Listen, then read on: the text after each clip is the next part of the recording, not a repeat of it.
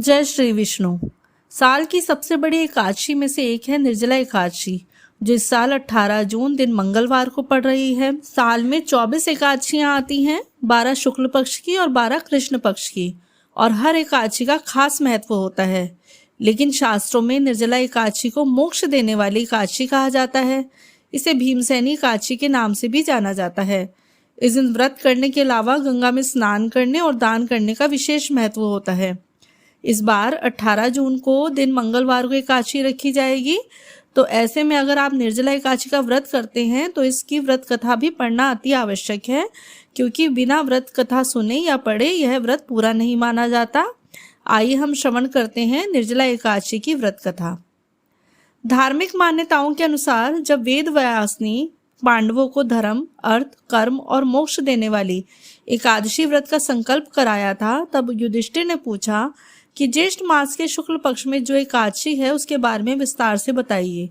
इस पर भगवान कृष्ण ने कहा, हे राजन, इस बारे में परम धर्मात्मा व्यास जी बताएंगे। तब व्यास जी ने बताया, कृष्ण और शुक्ल पक्ष की एकादशी में भोजन नहीं किया जाता और उससे अगले दिन द्वादश तिथि को स्नान करके पवित्र होकर फूलों से भगवान केशव की पूजा की जाती है।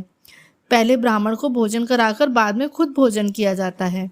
इस पर भीमसेन बोले, पितामह, मैं आपके सामने सच कहता हूँ, मुझसे एक बार भोजन करके भी व्रत नहीं किया जा सकता, तो फिर उपवास करके मैं कैसे रह सकता हूँ?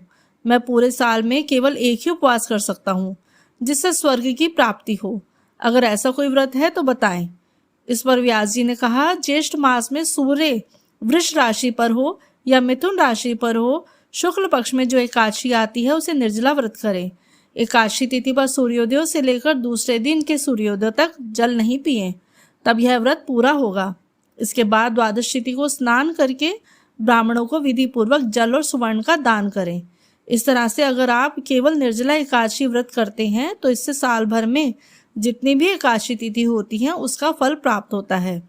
उन्होंने कहा, जिस भी व्यक्ति ने श्री हरि की पूजा और रात में जागरण करते हुए इस निर्जला एकादशी का व्रत किया है, उन्हें अपने साथ साथ पिछली 100 पीढ़ियों को और आने वाली 100 पीढ़ियों को भगवान वासुदेव के परम धाम में पहुंचा दिया है।